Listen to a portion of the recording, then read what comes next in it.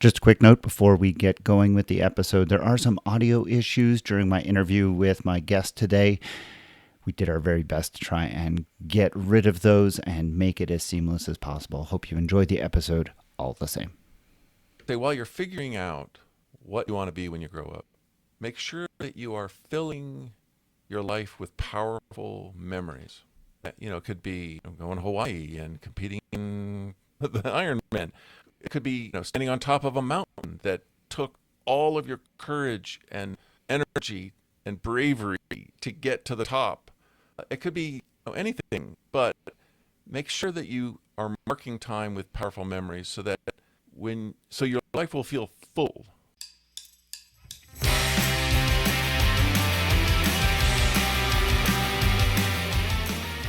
Hello and welcome to a spooky Friday the 13th episode of the TriDoc podcast. It's June the 13th, 2025. I'm your host, Jeff Sankoff, the TriDoc, an emergency physician, a triathlete, a triathlon coach, and multiple Ironman finisher, coming to you, as always, from beautiful, sunny Denver, Colorado. The voice you heard before mine was that of my guest on this episode, Joe Lavelle. Joe is not an age group triathlete, but he's done pretty much everything else, including mountaineering and crit racing and just a wide variety of things. He also is the host of a really incredible podcast called The Wise Athlete. And in that, he brings together a lot of voices to speak to what it's like being an aging athlete. And I think he brings with him to our discussion today a lot of wisdom that he has to impart to age groupers of all ages. And I think that you'll really enjoy that conversation. It's coming up in just a short while. Before that, on the medical mailbag, Juliet Hockman and I are going to discuss a little bit of a somber topic. Last week on Tempo Talks, my sister podcast that I do with my friend and colleague, the professional triathlete Matt Sharp, we had a discussion, at least briefly, about the ever-increasing numbers of bicycle-car interactions that result in fatalities. An article in the local Colorado area recently showed how data has suggested that pedestrian and cyclist deaths have increased by something like almost 75% or more over the past 5 to 10 years. This is incredibly distressing and is one of the many reasons that I, like so many others, spend most of my bike riding in the basement on the trainer. We talked a little bit about that on Tempo Talks, and if you want to hear that conversation, I think it was a good one, so I would invite you to take a listen. And if you're not a subscriber, it's a podcast that comes out every week and has a little bit more of a focus on the professional racing series, given Matt's expertise, but we also talk every once in a while about a little bit of science, so there's a little bit of an overlap with what happens on this show. And then also we'll talk about things like things that pertain to age groupers, like training issues, and last week we talked about this specific issue. On the medical mailbag, we're going to look at the science that has been done on not pedestrian, but really on cyclist and motor vehicle collisions, and how fatalities have really shockingly increased over the past several years. We'll talk about why people think that is happening, some of the things that we as athletes can do to try and mitigate our own risks, and mostly we want to hear from you. What are you doing about it? Are you one of the people who, like me, is pretty sketched out and not particularly interested in riding outside anymore? Or are you someone who just feels like, hey, we're all going to die sometime and I want to enjoy every minute and I just enjoy being on my bike? Whatever it is, we would love to hear your thoughts. I hope that you will go over to the TriDoc podcast private Facebook group. If you're not a member, please go to that platform, search for TriDoc Podcast, answer the 3 easy questions. Will gain you admittance. You can join the conversation there, and we would love to hear your own experiences and thoughts on this somewhat somber topic that we will be discussing on the medical mailbag in just a couple of seconds. It's also a place where you can submit your own questions for the medical mailbag. That can be something related to coaching. It can be something related to injury. It could be something related to the latest gizmo or tech that you've seen. Potentially something that is promising otherworldly gains to your health or to your performance. Let us know. We would love to do the research for you and get you an answer.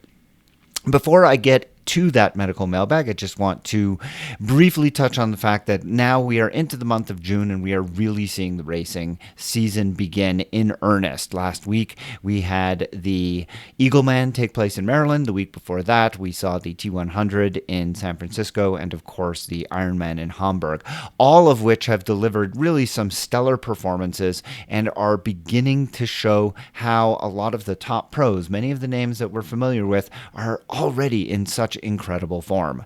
In Ironman Hamburg, we saw Kat Matthews and Laura Philipp really duke it out in a reprisal of the race that we saw in Nice last year for the World Championship, and Laura Philipp again came out on top on the strength of just an incredible run. But the two of them battled for almost the entirety of that race, and it was really quite a spectacle. The two of them are in top form. In the T100, we saw just an absolute stellar bike ride put down by Rico Bogan, the previous 70.3 men's winner just a couple of years ago in Finland. He managed to hang on through the run and come out on top of Jelle Gaines, who was really pulling up hard from behind. But the bike is turning out to be just an absolute crazy show on the men's side, because they are going out there and absolutely shelling each other and then hanging on for the run as best they can. On the women's side, Taylor Knibb did not win. For the first time that I can remember, Taylor came up short, at least on longer circuits. Certainly in the Olympics, obviously, she didn't come out on top. But at this T100, she finished in second behind Julie Derin of Switzerland, who was the silver medalist in Paris last year. And as we move to the events of last weekend, where we saw the 70.3 race in Eagleman, Sam Long winning that race in just a blistering time, not surprisingly, given how the course is particularly flat, and Lucy Charles-Barclay showing up on the 70.3 circuit again. We haven't seen her doing that distance in a little while. She had her usual stellar swim. She blasted the bike and was able to put enough distance between her and a hard-charging Chelsea Sodaro, who outran Lucy by a couple of minutes, but because Lucy had built enough of a lead off the bike, she was able to hold off Chelsea for the win. So we're seeing some of these big names come to the fore. We have another big weekend of racing coming up. We have the Boulder 70.3 for the professionals, and then we also have a race in Happy Valley in Pennsylvania for age groupers. Are you participating in either of those races? If you're in Boulder, I will be there. I am racing myself. I hope that you will look for me. Come and say hi. I'd love to hear from listeners, and we can have a chat about how your day went, and also I'd love to hear what your thoughts are about the podcast. All right, that's what I have to say before we begin the show. Now, let's get to it. Here's the medical mailbag. We are going to talk about cycling and how it's become, unfortunately, much more dangerous thanks to the lack of safety on our roads.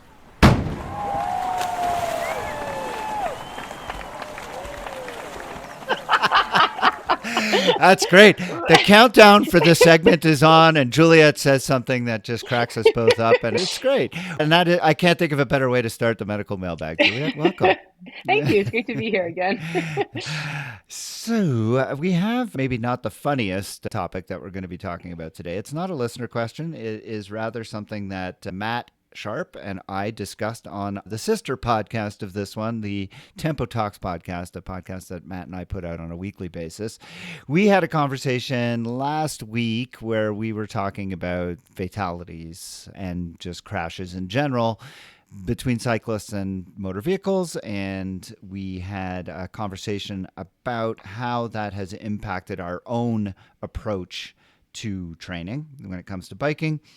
We got a lot of feedback in the Tempo Talks Facebook group. There is a private Facebook group for Tempo Talks, just like there is for the TriDoc podcast. And we got a lot of really interesting and I think provocative, thought-provoking feedback there. So I wanted to bring it here because as when we talk on the TriDoc podcast, we get into a little bit more of the science, and there is actually quite a bit of science on cyclist and motor vehicle interactions. And you will notice, Juliet, I think I've told this to you before, words matter. And so I'm very careful to not use the word accident. And I think I want to just bring that up right at the top here. The word accident is verboten amongst the injury prevention physicians and researchers. And the reason for that is because an accident infers randomness. An accident happens for no real reason. It's just something that couldn't have been avoided. It just happened. And when we think about motor vehicle cyclist interactions, that generally is not the case. They don't happen for no reason. There's almost always a preventable cause. Sometimes it's excessive speed. Sometimes it's distracted driving. Often it's just the infrastructure, as you're going to hear us get into this. But there's almost always a way that these things could have been prevented. And so instead of the word accident, we use collision. So you will hear me speak of bicycle car collisions or bicycle car crashes. And if I use the word accident, slap me on the wrist. I will. I do think we also want to preface this a little bit by saying we are not in, it is not in our interest at all to create some sort of rage against drivers. That is not the intent here. I know that when I have a women's bike camp every year in Hood River, Oregon, where I live, and sometimes I notice when athletes come in from the outside, right off the bat, they're super aggressive about drivers and they're yelling at drivers and they're gesturing at drivers. And I have to give a little talk at the beginning of every bike camp to say, look, we're an agricultural community. This is my home. People have the best. You have to believe that people have the best intent, and terrible things can happen, but let's not create an us versus them right out of the gate here. So I just want to preface it with that as well. And what I always come back to, and we're going to get to a lot of this, but the animosity between cyclists and drivers is something that I have a really hard time getting my head wrapped around, because at the end of the day, I don't know a cyclist who doesn't own a car. And while there are many drivers who don't ride their bikes, there's a very reductionist kind of approach that they have to this whole problem. And they say, oh, they don't pay for the roads. And I'm like, that's garbage. Of course we do. We all own cars. We all pay for exactly the same fees that you do. So this idea that we can't somehow share the real estate out there. Anyways, we're going to get to all of this. Let's just begin first with the science, which is the numbers. And I have to thank Cosette Rhodes, who was my intern, who took a look at this for this week. She was sobered by what she found. Basically, she started with the National Highway and Transportation Safety Agency that keeps or compiles the statistics on this. And just to give everybody a sense of what we're talking about, the numbers are not great. In 2010, according to NHTSA, the Fatality and Injury Reporting System tool suggested that there were somewhere around 700 fatalities nationwide. And by 2022, this number was up to 1,200. Almost double in a pretty short amount of time, 12 years. Now, that is an absolute number. That is not a rate. And as I've mentioned in previous discussions we've had on other subjects, a rate is probably more important than a number. But the problem here is we don't have good data on the denominator. We have no idea. And we know that we know that the number of cyclists has increased pretty dramatically through and after the pandemic. So there is that to contend with. There's another... that's also all cyclists. Anybody on a two-wheeled device, right? That is correct. Commuters, it could be children, it could be triathletes, it's cyclists, it could be anything. Have we met? Have we had this conversation? Did I prep you in any way? No. That's going to come up. Yep. Another figure, and if you're watching on the YouTube channel, these figures will show up on the screen. So if you're just listening to the podcast, you'll have to trust me. So in another figure that goes even further back shows that back in 1975, fatalities, and again, NHTSA's numbers are a little bit, they're not great, right? They're going to be based on what hospitals are reporting. And if the hospitals don't report accurately, then these numbers aren't going to be 100%, but they're what we have. So back in 1975, they were 1,000. By the time we got to 2010, that number had dipped all the way to 650 per year. So there was big improvements. Now, again, we don't know what the rate was. Was that because cycling was less popular and less people were doing it? Or was there something that happened that just made cycling safer? And then starting in 2010, we had that dramatic increase. And so this graph looks very much like a V coming down and then all of a sudden really sharply going up from 2010 to current times. So why more fatalities now? An article that was published on the NPR website and cited many other sources looked at just the infrastructure issue, which is the fact that our roads are designed for cars. And this is particularly true in certain parts of the country. Florida is a great example. Florida has a per capita cyclist fatality rate that is much higher than most other states. And having been to Florida several times and tried to ride my bike there, I can understand why. The roads in Florida tend to be large, very wide avenues, like 3 lanes on each side. And science has shown that when you have a very wide road, it encourages higher speeds amongst the vehicles. Right. And even though many of those roads do have a dedicated lane for cyclists, just the nature of the fact that the cars are driving at such high speed is going to make the likelihood of a cyclist car interaction much higher. And when those interactions happen, the likelihood of the cyclist only sustaining injuries becomes much less. In addition, many roads in Florida don't have dedicated lanes and are really just made for cars. So the more you have roads that are putting cyclists and cars in close proximity and at higher speeds for the cars, then the more likely you are to have problems. And when we had cycling become much more popular, beginning around 2019, 2020, the infrastructure didn't change. So you ended up throwing all these cyclists onto roads that were clearly designed for cars. There was an effort by the U.S. Department of Transportation back in 2022 to actually address this. This was through what was called the Safe System Model, and there was a national road safety strategy implemented, and this wasn't just to emphasize cyclist safety, but also pedestrian safety. There was a program here in Denver called the Project Zero, where they were trying to reduce fatalities of pedestrians and cyclists to zero. That has obviously not happened. But there was a bunch of infrastructure programs that were brought in. And unfortunately, we've seen just in the last year that a lot of these infrastructure things are disappearing. Like, for example, in Denver, there was a lot of investment into dedicated bike lanes, so separating cyclists from cars. And this goes to your question, Juliet, about how much of this is commuters. And I'll get to some of the numbers in a second. But a lot of deaths happen in urban environments, and they involve people commuting to and from work. And when you could separate cyclists with a dedicated lane that has a barrier between the cyclists and the cars, it's been shown that you will radically improve cyclist safety. But drivers have complained about this, and drivers tend to have larger numbers, and that ends up with a lot of these cycling lanes being taken down. And that's what's happening in Denver, and it's happening in a lot of other cities across the country as well, which has been really unfortunate. We have seen that who is getting killed in these interactions, the highest peak in terms of age group is unfortunately those who are 10 to 14 years old. So children riding their bikes, often just on their own street, getting struck by commuters in a rush. We know that 80% of crashes happen in urban areas, with about 20% happening in rural areas. But that 20% in rural areas, that's crashes, account for 25% of the fatalities.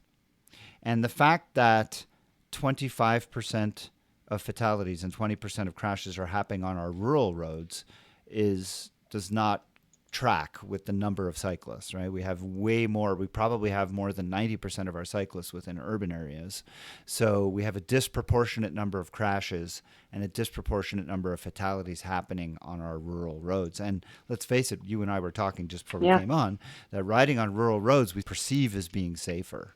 I know me personally, I like to go out and ride some of the roads up in the mountains here, which are rural, believing them to be safer because cars are driving more slowly for the most part. But there's no shoulder. They tend to be winding roads. Vehicles will come around a corner and not expect to be seeing a cyclist, and it can cause problems. Now, there's no question there are ways to get around this, right? You and I have talked about this before. What do you do? Yeah, so we talked about this because certainly Jeff and I both have athletes who just won't ride outside. They don't feel safe. They live in an urban area. If they do ride outside, they have to put their bike in their car and perhaps drive an hour to get to a place that feels safe. There's a number of reasons, but mostly it's car versus bike or safety that they're nervous about. And when it comes to racing, of course, our races are outside. And so there comes a point at which you really do want to take the athlete off the trainer and have them train in real race circumstances so they know how to apply that trainer, what they learn on the trainer all winter. You can, first of all, of course, bike lights, right, on the rear and on the front so that a driver might see something before they see or hit you. Riding in packs is also great. More than one cyclist out there, you can be seen more easily. You can put your bike in the car and drive to a different place. These are all good ideas. You might pick the time of day, obviously. Pick the time of day where there are fewer cars out there. When I'm on rural roads, I actually take the lane. So I don't scoot way over to the side where I'm perhaps less seen, particularly in the shadows of whatever trees I'm going by. I'll go ahead and ride in the middle of the lane, and I'll keep my ears open for cars coming behind me. And they'll see me. Hopefully they'll see me because I look like more like a car if I'm in the middle of the lane. So there are strategies. Certainly if an athlete has had a bad experience or knows somebody who has been hit, that's even harder. But gravel, that was the other thing we talked about. If you have the opportunity to have more than one bike and you live in an area where there's good gravel riding, gravel's great. I can ride for 4 hours on gravel and not see a car. So everything you've said is a great suggestion. Making yourself, of course, more visible. We know that yes, bright yellow is a major deal, right? The Garmin or I can't remember who. Somebody else now makes a rear radar type of device that lets you know that a vehicle is coming. I find that exceptionally helpful. It doesn't prevent anything, but it at least makes you more aware. And I know myself when I'm riding, I often will put myself a little bit more in the middle of the lane, and you can't hear very well when you're riding at any kind of speed. And so having your device alert you that a car is approaching is really helpful to then start to move out of the way so that the car can go by. And I think that idea of riding more in the middle of the road is a great one because, number one, you're more visible. Number two, when you do ride on the side of the road, it tends to cause cars to try and pass you very quickly. Yes. And that we know tends to result in problems because they may misjudge how close they are to you. Yeah. They'll clip you. They may come back into the lane too quickly. And if you're in the middle of the road, then they're forced to wait a little bit, which causes our other problem, which is this huge animosity between drivers and cyclists. And I don't pretend to have an answer for that. I'm not even going to try. I think it's really unfortunate. I think that some of the comments that we see from drivers whenever a cyclist is struck and killed is just reprehensible and vile. And I'm not going to even go there, but it reminds me how this is a divide that we're not going to successfully bridge anytime soon. And we have to remember that there are a lot of drivers out there who do bear us ill will. So you can make yourself as visible as you want, but if you're riding on a road, you're inviting that to a degree. And Adam and I rode last week on a nice rural road, and the only person who gave us grief was some old guy driving the other way, who we were not impeding, who we were not causing any problems, but he felt the need to blare his horn and make a hand gesture at us. And I'm like, really? Yeah. Certainly where I live, there's usually every few rides, there's someone in a pickup truck who they've rigged up that thing where they can blow black smoke. And so they come by you and they gun and they blow the black smoke. Exactly. And I guess I used to get angry and annoyed about that. And I guess what I try to do now more and more, and maybe it's just the environment that we live in now. It sounds so trite, but it makes me feel better. I just keep trying to send love out there. I will stop at an intersection when I used to blow through it and let the other person go. I would wave to somebody. If they gave me time and space to pass, I don't know. I just try to be super friendly out there and just hope that it's going to come back to me in spades. That's the only thing I can think of, because to get angry, it's just doesn't help. It doesn't help me, doesn't help them. And it also doesn't help when they're driving a 2,000-pound vehicle and have the upper hand. So I know people who get really angry and will throw things and will gesticulate. And I'm like, what are you doing? Just be thankful that they're gone. And don't invite any more interaction. Right. So as much as it's hard to bite your tongue and be the better person and not respond, I think that you really have to, because anybody who's willing to roll coal or do any of these things, like brush by you, they're potentially willing to do worse, and it's not worth inviting that.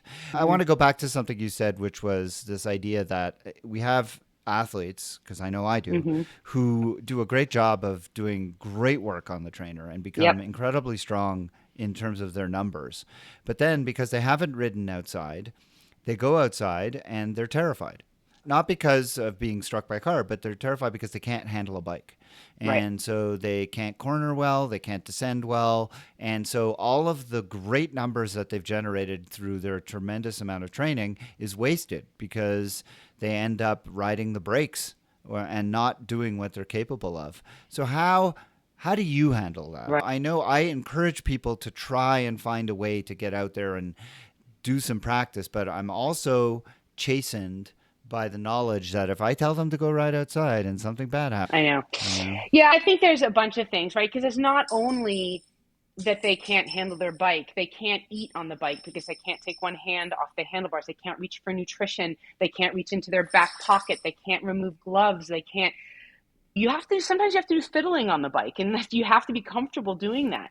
And then not only that, but of course, there's the practical application of all of that power that they have built up by using a smart trainer. And they go outside, and all of a sudden they find that their FTP is practically worthless outside because they simply can't hold the percentages of that they can hold inside. I think that what I try to encourage my athletes to do, and everybody's a little bit different, of course, and everybody has a different comfort level. You can start on the trainer, and if we just talk about that power application piece first, I would say take it off erg mode. If I give you this 70.3 set with a bunch of longer tempo pieces, take it off erg mode and ride Zwift or whatever platform you're using inside off erg mode. So at least you have to be forced to reach that power target on your own rather than having your smart trainer hold you there. So that's one place. Some of my athletes even have trouble clipping in, clipping out. And so I will tell them to practice stopping suddenly in the middle of a trainer ride, clip in, clip out. And then also going up and down from your tri bars, right? Down, up, so that they, one hand, two hands, etc. Practice feeding with your right hand, practice feeding with your left hand, all of these on the trainer first.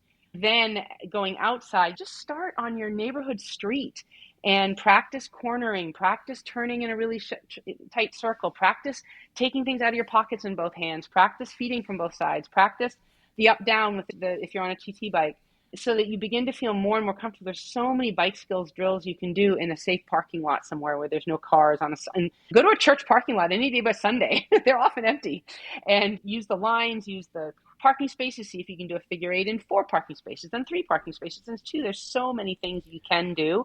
But we do have to practice these. And you and I see athletes out there at 70.3 races all the time. And you think, oh my God, help that person. They're going to get through this ride without an incident. They look so unsteady on their yeah. bike. So yeah, I think That outlining parking lot specific comment, the skills. parking lot comment is invaluable. I think people don't recognize how important it can be just to take your bike out to a school parking lot or a shopping mall parking lot and just ride those figure eights. Just ride, bigger and bigger figure eights, like around the light standards, and just do all kinds of 100%. things because it just gets you used to this idea of turning.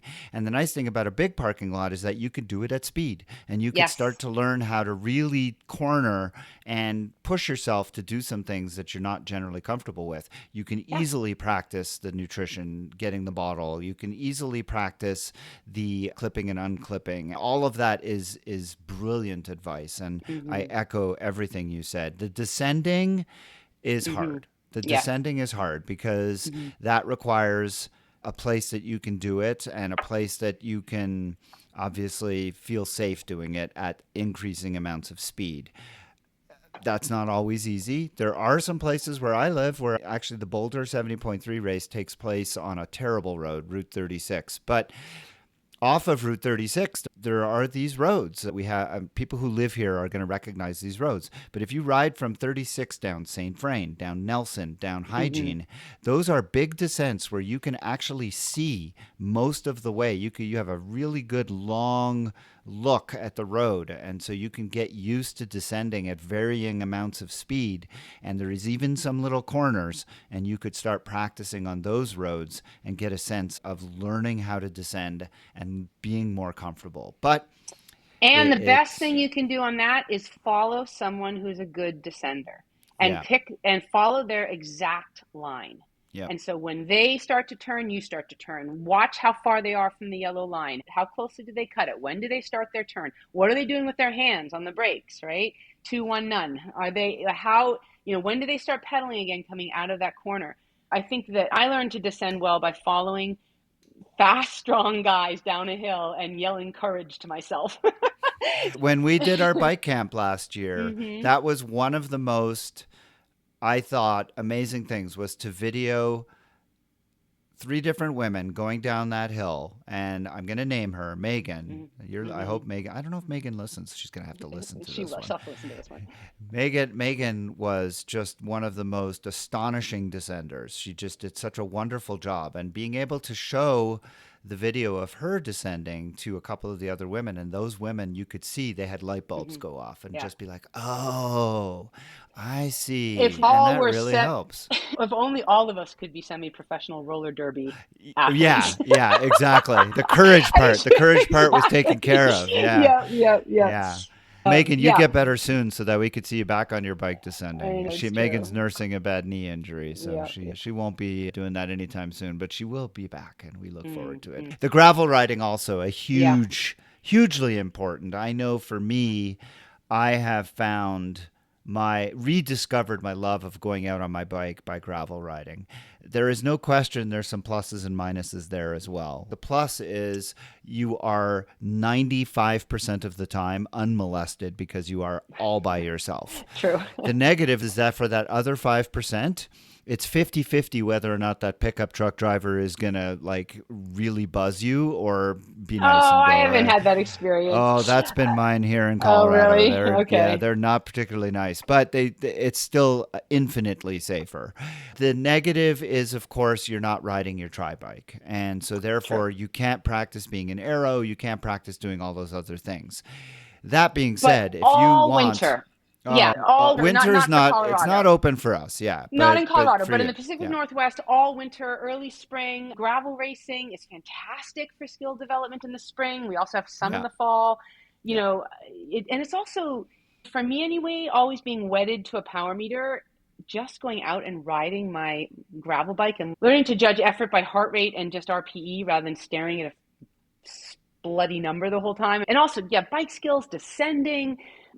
It's a big fan. Also, you say unmolested and just it's out wonderful. There. It's really wonderful. I'm a huge fan. The negative for me, of course, not being where you are, is that I have to drive a long way to find gravel routes, which is, listen, let's face it, the trainer, I was talking about this with Matt, the trainer's just so efficient, right? I know, it is. And for someone who's time poor like I am, I just zip downstairs, do my ride, and I'm done. And there's no extra time on each end. And that is, for a lot of time-poor age group athletes, that's a big deal. 100% agree. Yep. No, it's true. For me, if I had to do this sport just using the trainer, I wouldn't do the sport. I think that's true for a lot of people who don't want to be cyclists because the idea of being on the trainer is not interesting to them. There's no question a lot of these platforms have made it much better. And to be clear, I'm on it a lot. I'm on it a lot, as are my athletes, but it's really nice to have the choice. That's for sure. Yeah, we want to hear what you think about all of this. We know this isn't the most uplifting subject, but it is something that affects all of us. As I used to finish the podcast by saying, remember 11/21, that was a testament to a friend of mine, Courtney, who was struck and killed while riding her bike in Florida. And that is a tragedy that sticks with me. And it is something that is in my mind whenever I get on my bike to ride outside. And I'm sure it is probably, if not Courtney, then someone you know has a similar story. They were struck, they were injured, they were killed. And that probably resonates with you. We had a lot of interesting conversation on the Talk Tempo Talks Facebook group. We would love to hear what you think and what you do to try and manage your anxieties, or maybe you don't have anxieties. I know that on Talk Tempo Talks, people mentioned riding on bike paths.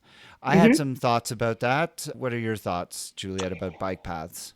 So it totally depends on the bike path. Some bike paths are heavily populated by baby joggers and strollers and scooters and children on tricycles and the whole thing. And you can use them to get from A to B, but you can't really use them for effort. But for example, if you're like on the Goose up in Victoria and you get just a little bit out of Victoria Central, you can put down some effort on that bike path. It's open. There's plenty of space. You're not going to hit anybody. So I think that, using bike paths is great if you know it and you're not going to come around the corner and be the one causing the accident. Couple of things there that I echo, because we have some good bike paths here. We have the Cherry Creek Trail. We have the Platte River Trail. The problem with them is they're frequently just overrun by dog walkers with their leashes across the trail. We have to deal with snakes sunning themselves in the summer. That's always, it's not a branch. That's not a branch. And then the other thing is a lot of the trails do these very sharp turns across bridges and stuff. So it's hard to open it up and ride. That being said, it's better than nothing. So if that's where you feel safest, then by all means. But what do you do to mitigate your anxiety about this? Let us know. Get into the Facebook group. We're going to put a post after this podcast come out, and we definitely want to hear from you. Juliet, thanks so much for being here. If you have a question also, we want to hear that. Put that in the Facebook group. You can also email me, tri_doc@icloud.com. We definitely would like to hear what questions you would like for us to answer on the Medical Mailbag on upcoming episodes. Juliet, thanks so much for being here. I look forward to chatting with you on another episode soon. Thank you, Jeff.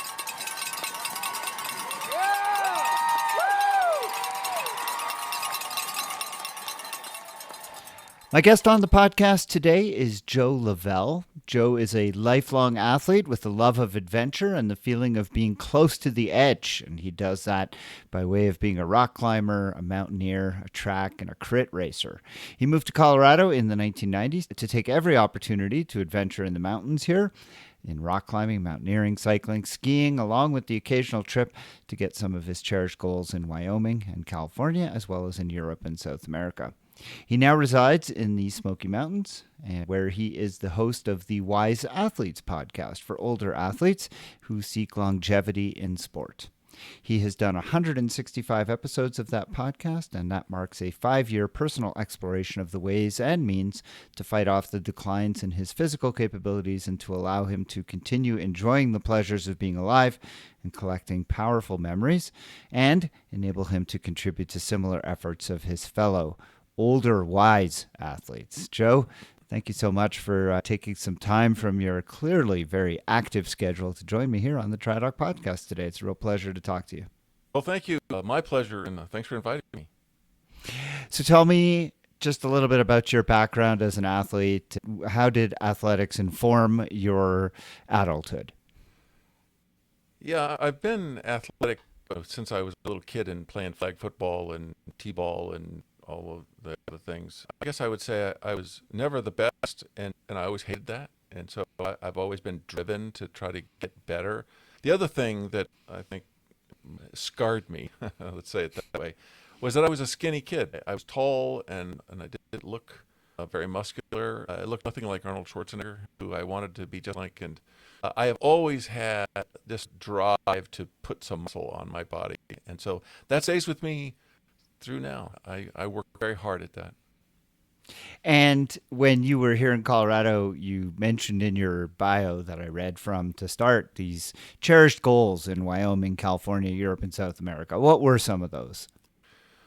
Oh gosh, and I guess the only thing that sort of that you're referring to that falls into the category of a goal was I wanted to climb all the 14ers in Colorado, and that took me 10 years, but I managed to get all of those done. About half of them I had to do solo, just because who wants to do that? Sleeping by myself under the stars, get an early start. That changed me. And the close calls that I had every other weekend also changed me. And at one point, eventually, it pushed me out of the sport as I decided I wanted to live and be around for my children. But the other thing, the trips to do the Matterhorn and Mont Blanc and some of the other big mountains in South America, they just, opportunities came and I just took them. People would say, hey, we're going to go do this thing. You want to go? I mean, the answer was yes. But whatever the question was, the answer was yes. So it was really mountaineering that was driving you at that time. I guess I always had a sense that I felt like I had accomplished something if I could look on a map and see a name of something, a mountain, and say, I stood on the top of that. And anytime I had a chance to go climb on a mountain that was a name on a map and get to the top, I would do that. So climbing to the top, building your physical stature and appearance, those are things that have motivated you, that continues to motivate you now, building your strength. Well, what else is your internal motivation, and how is it tied to athletics? I guess maybe I'll start to arc this back toward why am I doing a podcast, which is a tremendous amount of work, which you would know all too well, and pays very, very badly. So you're not doing it for the money or the pleasure of being busy. you do it because you have a passion for it. And so it started off as I moved out of the mountaineering, rock climbing, skiing stuff. I started doing, sorry, I started doing cycling. My wife had always tried to get me to do cycling, and I said, "Oh my God, how boring! That could be the worst thing that anybody could do, maybe next to swimming." But I started doing it and found I loved it. It was magnificent. I can't even really describe it. It allowed me to push myself right to as hard as I wanted. I could suffer just the right amount, and I had sort of some all of the other things that I had done gave me some strength for that. So I was good at it. Run away, maybe not skillful, but I was powerful. I could put out a lot of power.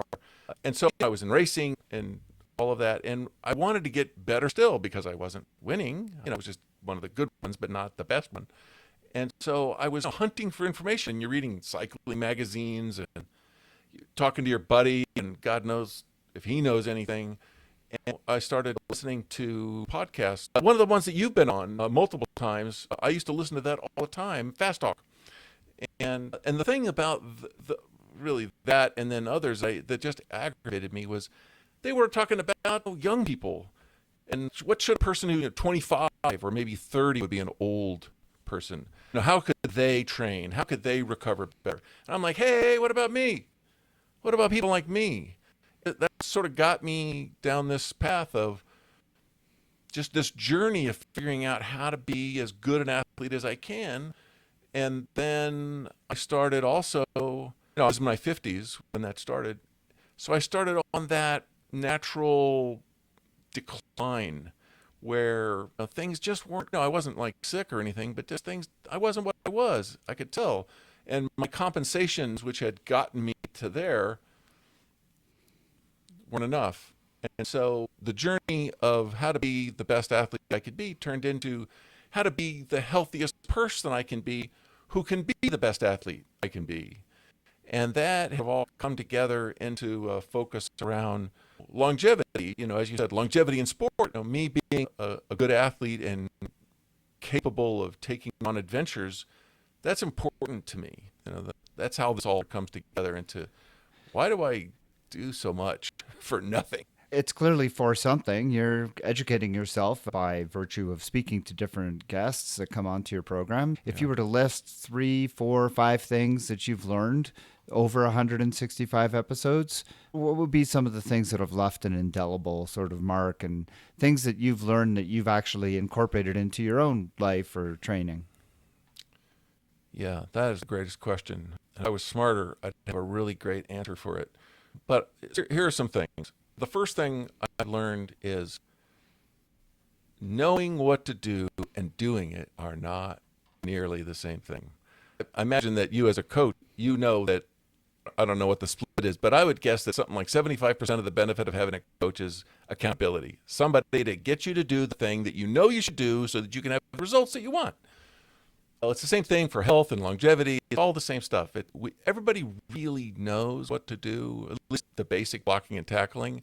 They just can't get themselves to do it. And so a lot of what I have learned is how to negotiate with myself and how to get control of myself and how to make it easy to be the person that I want to be. But in terms of tips, I would say for stress management, I would say you always be working on stress management. Find your moments of relaxation everywhere you can. So here's a tip. Drive the speed limit. You can relax while you're driving. If you just drive the speed limit, you're not looking for the cops who are going to give you a ticket. You're not worried about, you're not zooming in and out and worrying about, what terrible thing could happen to you. You're just casual. So relax. Don't take your cell phone into the toilet. Give yourself a break, really. How important could that email be that you can't even relax while you're going to the toilet? Simple things like that, I think. So lifestyle things, I guess, maybe is the key. So when I started, I was a supplement hound. I was a magic bullet hound. It was, this thing is going to make all the difference. Okay, and then eventually it was, these 30 things will add up. Marginal gains, man. Marginal gains. I'm going to be like 4 times better human being because I got all of these chemicals that I'm taking. Okay. All right. So I'm here to tell you 5 years into this thing, that is totally wrong. That there are no magic bullets. Consistency, good lifestyle habits, being able to do what you say day after day, that is where it is. And all this other stuff is excuses. It's just giving you emotional cover for not doing the things that you know you should do, that you would make you feel bad if you thought about it. Well, don't feel bad, just do it. I'm just going to give a pause for dramatic effect, because that's pretty much what we preach on this program, week in and week out. So the question is, the whole reason I have a program is because there are so many companies out there marketing these magic bullets, and there are so many people out there wishing that there was a magic bullet, because let's face it, it's a lot harder to be consistent. It's a lot harder to force yourself to do these things. I think that you and I fit into the wise athlete demographic, in that we are both in that age range where I think people look at us and think, oh, what a wise athlete. They probably think something else behind wise, yes, but that's okay. So what have you learned about how to hold yourself accountable, about how to actually make yourself do those things that you know you should be doing? How do you make yourself drive the speed limit? Okay. I don't always drive the speed limit. I try to always drive the speed limit. Until the last few years, I never drove the speed limit. Never. So let's just say this. Don't worry about doing it just exactly right. Don't be trying to be perfect. Don't be wondering what optimal is and try to go right there. Just get better. Look for the low-hanging fruit. That's easy, and you can make progress. And if you've been doing nothing right, then you can make a lot of progress really easily, I think. But it does all come back to being consistent. So trying to do too much, even of the easy things to do, trying to do too much too fast, and doing it as an add-on to your life. I'm gonna do my life the way I like it, but I'm gonna add on all this stuff to it. That isn't gonna work. So you got to do such a small amount that you never give up on, and when that becomes like unconscious, you're just doing that without thinking, then you can add more. And over time, your life will evolve into this healthful life. You will have given up the things that gave you all the pleasure, that you had in your life, and suddenly you're not even doing those things anymore. And why is that? Because the pursuit of pleasure is not the same thing as the pursuit of happiness. All of those pleasurable things is like eating potato chips. You feel great for half a second, and then you got to have another potato chip. And then when the bag is empty, you're miserable. Yes, seeking pleasure is not the answer, but you can't just give it up. You have to slowly become that person that you really want to be, even if you don't know. What you do know is you want the end result. And that's how you get it. You got to have that healthful life that you can do because you're not even thinking about it. This is just how I do it. So much of what you're saying resonates with me, obviously. I think we're on the same page in a lot of ways. And I think when people sit down and really think about it, I think it would resonate with them as well. But in my experience, the hardest part is for people to define the end goal of where they want to be. I think that when you look at an athletic endeavor and you say triathlon or say a bike race or mountaineering, oh, I want to summit this peak, or oh, I want to finish a certain ride in this amount of time. I want to be the KOM on this segment. I want to go sub 5 in a 70.3, whatever. Those are all measurable kinds of metric types of goals. But when we think about our life in general, those are a little bit harder to define. And I think being able to sit down and actually come up with those definitions and a timeline in which to achieve them, that's hard. And that takes work. And that takes some real insight and introspection that not everybody is prepared to lay the groundwork for. And I think that is unfortunate because not doing that leads to a lot of unhappiness, because you find yourself casting about at some point going, why am I not happy? That's why we seek these little pleasures, because we need to fill that bag of happiness, and we're not sure why it is we're not happy, so we just look for a substitute in these little pleasure bites. I think that's a really apt metaphor that you gave with the potato chips. Not even a metaphor, but an example. How do you think people can find the means to identify what it is that they need to do to actually make themselves happy in the long run. Because achieving an athletic goal is wonderful, but it's not the end all to be all. It's just part of life's journey. Yeah, another incredibly important question, and I wish I had a better answer. But I have two answers, such as they are.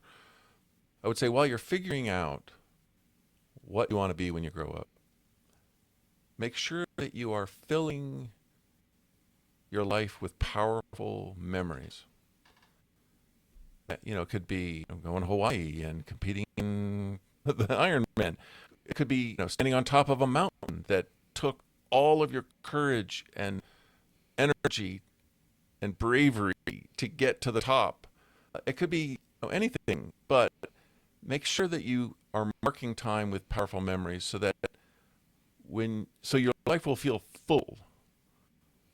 And then the second thing I would say is, and this just to help with how to figure out what you really want to be when you grow up, think of what an incredible blessing it is to be alive. Of all of the possible eggs and sperm that could have ever gotten together and survived to whatever age you are at now, you're one of really a small percentage of the ones that did it. And that's just an amazing gift. So what are you going to do with that gift? It's going to end at some point. There's no doubt about that. So what are you going to do with the time that you have between now and whatever that is? Is it, when you're 85 or 105 or 125 or 155? I don't know what it's going to be, but it is going to end. And what are you going to do with it? I think that's the question that a person has to ask. And maybe an add-on to that is, you don't have to get the right answer. Just get in the ballpark and start heading in that direction. It'll be easy to change directions when you get better information. Maybe you'll always be getting better information, so you'll always be changing your mind a little bit. But start heading in the right direction as soon as possible. I like both of those answers that you gave. The first one, to me, smacks of this notion of think forward, but don't lose sight of seize the day. Like, you want to be planning ahead, but don't ever wish for time to just move too quickly. I find myself very much in that kind of realm right now, where I'm just a couple of years away from retiring, envisioning what that retirement life is going to look like. But at the same time, being very conscious of the fact that, like you said in the second part of your answer, life is brief. We only have so much time to enjoy.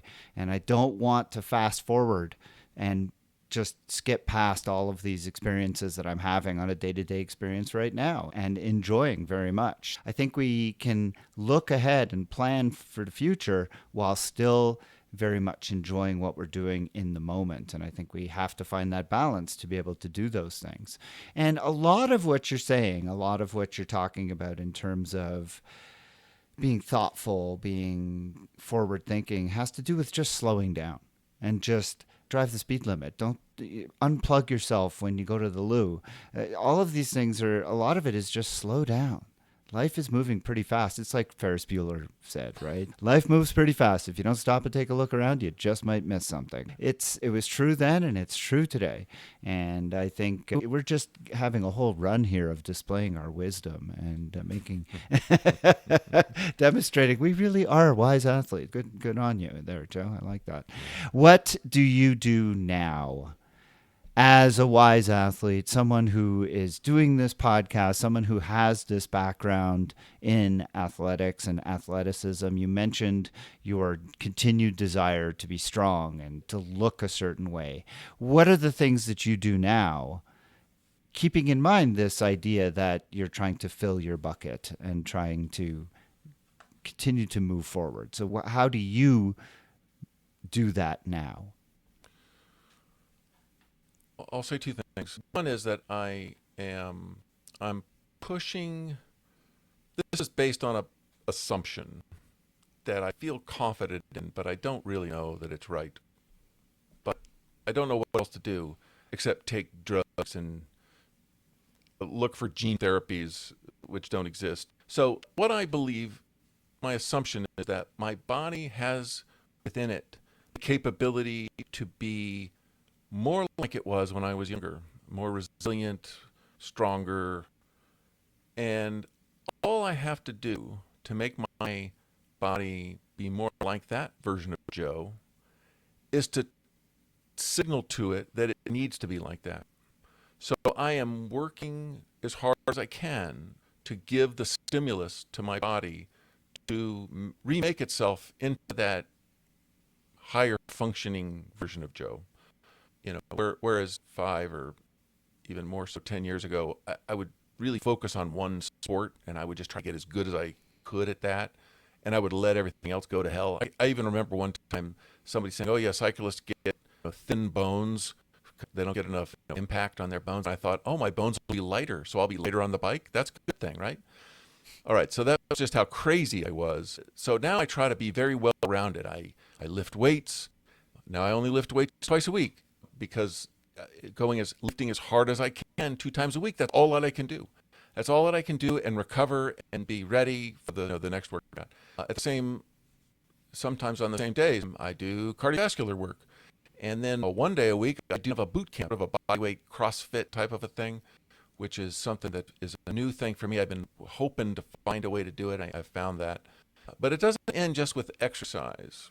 In fact, I would say that if I could, I would do no exercise. I would just play outside, using my body in every way my body can be used until I was tired. And then I would give myself enough time to recover.